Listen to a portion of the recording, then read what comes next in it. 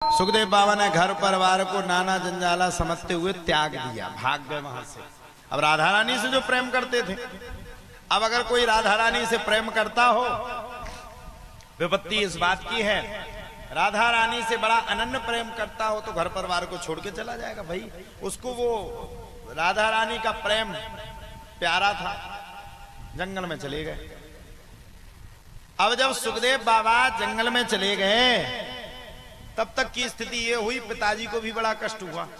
बड़े दिनों के बाद तो एक तो संतान हुई, और संतान हुई तो घर को छोड़ के भाग गई। आप लोगों ने गांव में नशेड़ी देखे होंगे, नशेड़ी।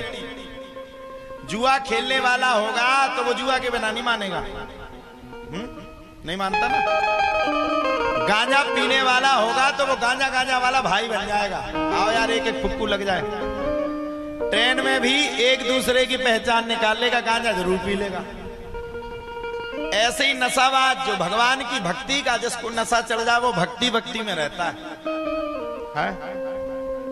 सुखदेव बाबा भी भगवान के अनन्य भक्त थे। अच्छा, सुखदेव बाबा को जहां भगवान की कथा होती थी वहां पे सुखदेव बाबा जरूर पहुंचते थे। भगवान की कथा बड़ी प्यारी थी। अच्छा, जितने यहाँ पे श्रोता बैठे होंगे ना, श्रोता, वो फालतू की बातें नहीं करेंगे, वो सुनने वाले होंगे। श्रोता तीन प्रकार के, श्रोता भी तीन प्रकार के, एक श्रोता, एक सोता और एक सरोता। श्रोता जो पक्का वाला श्रोता होगा भैया, वो बैठ करके तीनों घंटे मन लगा करके कथा को सुनेगा। और जो सोता होगा, कथा होगी लेकिन मन को चल रहा उज्जै झांसी में, कोनो को मन चल रहा उज्जै हरपाल पड़ता है, कोनो को मन चल रहा उज्जै नौगांव होता है, कोनो को मन चल रहा उज्जै दिल्ली ता है, कोनो को मन चल रहा उज्जै विदेश ता है। उसको कितनी भी कथा आप सुना दो लेकिन उसका मन लगने वाला नहीं है, वो मन नहीं लगेगा उसका। तो वो है सोता। और सरोता, पुराने जमाने में सरोता का काम क्या होता था? क्या होता था जल्दी बताओ। क्या काटत तू? सुपारी। ऐसे जितनी हमारी बुराई कर रहे दिन भर सुपारियां काट रहे हैं। दे तेरे का बैठ गया, अरे काले ताज को लायका है शशोबो का कहे भागवत। उनको क्या कहते हैं? सरोता। और भागवत क्या कह रही? व्यासाय विष्णु रूपाय व्यास रूपाय विष्णुवे। भागवत कह रही है जो व्यास गद्दी पर बैठता है वो भगवान विष्णु का स्वरूप है। वो क्या हो गया? व्यासाय विष्णु रूपाय। उसकी जो बुराई करता है वो नरक का गामी होता है। इसलिए तीनों घंटे बैठ करके हमें बुराई नहीं करना चाहिए। अपनी ओर से कोशिश हर कोई करता, हम बुरी कोशिश थोड़ी करेंगे। आपके गांव में आए हम ये कोशिश थोड़ी करेंगे कि आपको कथा समझ में ना आए। अरे भैया राम का नाम लो, हम तो राम का नाम लेने के लिए ही बाबा बन गए। अब बाबा से बड़ा कुछ होता नहीं। घर परिवार में माताएं चिल्लाती, लड़का तेने हमें बाबा कर दो, हम भी बाबा बने, चूल्हा पहन के बैठे। अब जब बाबा ही बन गए, बाबा से ऊपर कुछ है नहीं। सुखदेव बाबा भी भगवान के चहेते तोते थे, बड़ा चाहते थे। जहां भगवान की कथा होती थी वहीं सुखदेव जी जाते थे, ये उनका नियम था परस्पर। अब वेदव्यासी का दिमाग खराब, एक तो लड़का हुआ, घर छोड़ के और भागो, अब किसके सहारे रहे? वेदव्यासी समझ गए मेरा बालक भगवान का अनन्य भक्त है। दो शिष्यों को बुलाए, इधर आओ। शिष्य बोले, जी गुरु जी एक काम करो, ये 2 श्लोक रटो, और ये 2 श्लोक रट करके जंगल में जाना, और पूरी जंगल में जाकर के खूब इन श्लोकों को पढ़ना। अब चेलों को समझ में ना आया कि गुरुजी जंगल में काय पढ़वा रहे। चेलों का दिमाग खराब, ऐसा तो नहीं गुरुजी जंगल में भूत प्रेत के लिए पढ़वा रहे हो कि भूत प्रेत भाग जाए, फिर एकाध प्रेत हमें लग जाए। ये चेलों का मानना। चेलों को 2 श्लोक सिखाए, चेला पहुंच गए जंगल में, और जैसे ही जंगल में पहुंचे सब तो अपने गुनगुनाने लगे। उन्हें क्या पता? अहो बकीयम स्तन कालकूटम जिघांसया पायदाप साध्वी लेभे गतिम धातृचिताम ततोन्यम कंबादयालम शरणम ब्रजी बरहा पीड़म नटवर वपुः कर्णयो कर्णिकारम्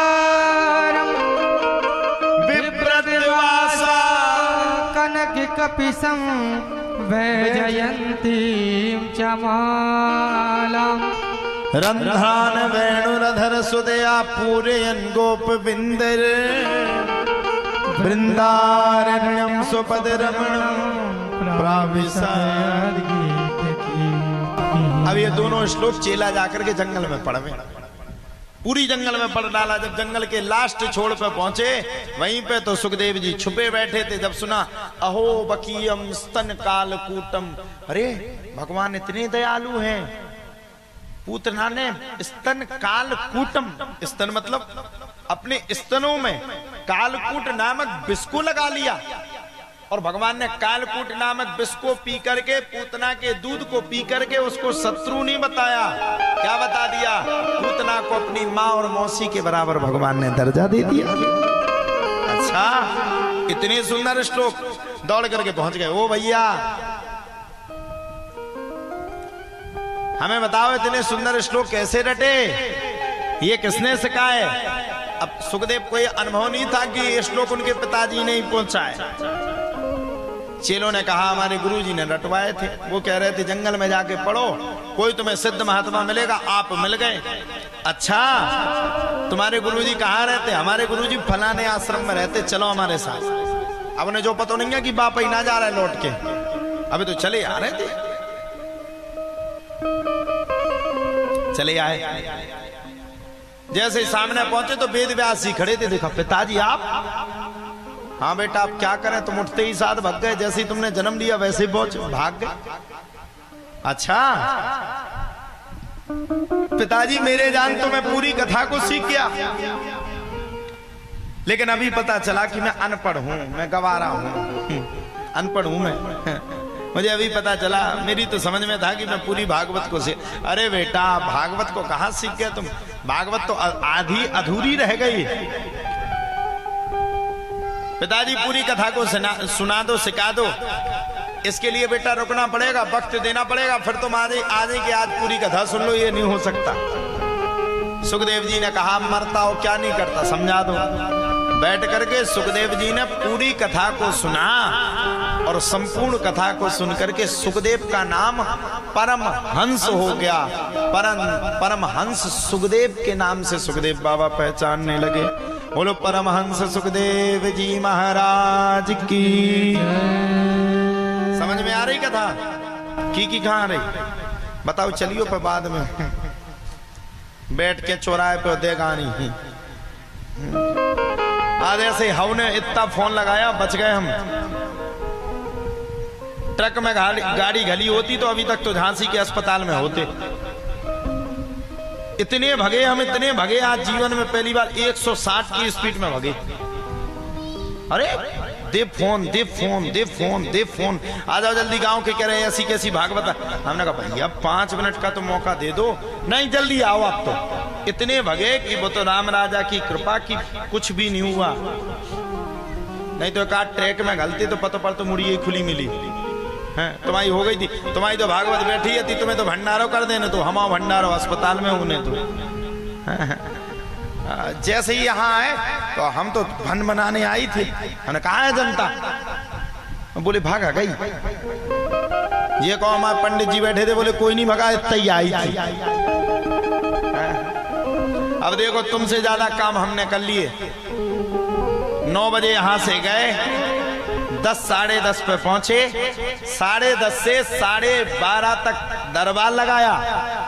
एक हाथ में रोटी, एक हाथ में सब्जी। जल्दी जल्दी 2 रोटी खा के, कपड़ा बदल के, तिलक लगा के, पब्लिक की सुन के 1:30-20 पे गांव से निकले और 2:15 पे तुम्हारे गांव में आ गए।